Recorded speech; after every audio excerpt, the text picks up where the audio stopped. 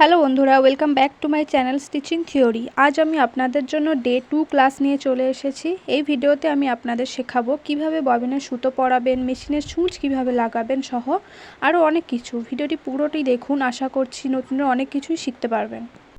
এখানে আমি মেশিনে চলে এসেছি।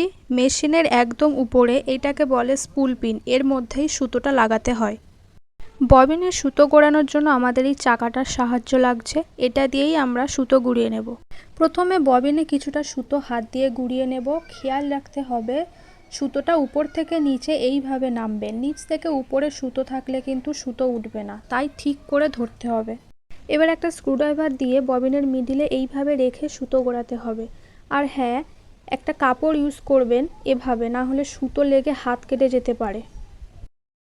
সব কিছু এভাবে রেডি করার পর আমি এবার মেশিনটা চালাবো।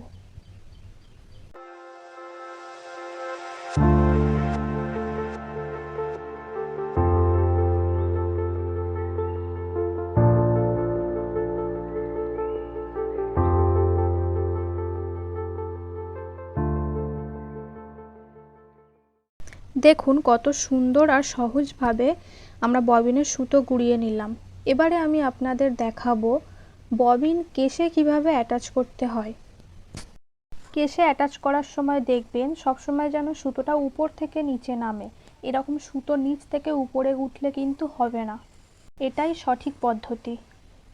এবার আমি যেমনভাবে সুতোটাকে লাগাচ্ছি ঠিক তেমনভাবেই করবেন।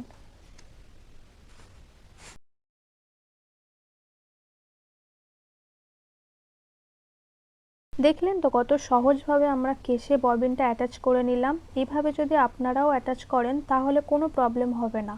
আপনারা মেশিনের সূচ কিভাবে লাগাবেন, সূচের একদিকটা দেখবেন এরকম চেরা টাইপের থাকে, এই চেরা দিকটাই মেশিনের এই বাঁ দিকে ঠিক এইভাবেই বসবে।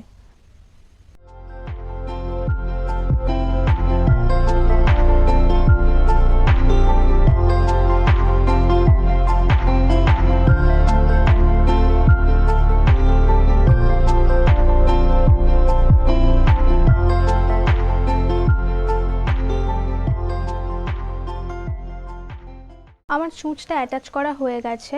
অ্যাটাচ করার পর আপনারা এইভাবে হাত দিয়ে দেখে নেবেন লুজ আছে কি না। আমার কিন্তু একদম পারফেক্টভাবে অ্যাটাচ হয়েছে। চলুন এবার দেখে নেওয়া যাক মেশিনের সুতো কিভাবে পরাতে হয়। এখানে আমি যেমনভাবে পরাচ্ছি আপনারাও ঠিক তেমনভাবেই করবেন, দেখবেন কোনো প্রবলেম হবে না, সুতোও ছিঁড়বে না, একদম পারফেক্টভাবেই হবে।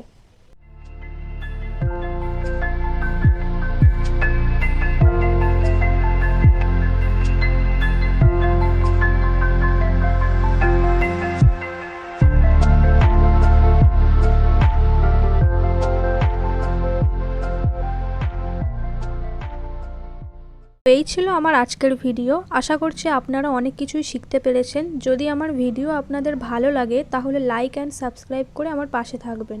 আর কোনো প্রশ্ন থাকলে কমেন্টে জানাতে পারেন। ধন্যবাদ।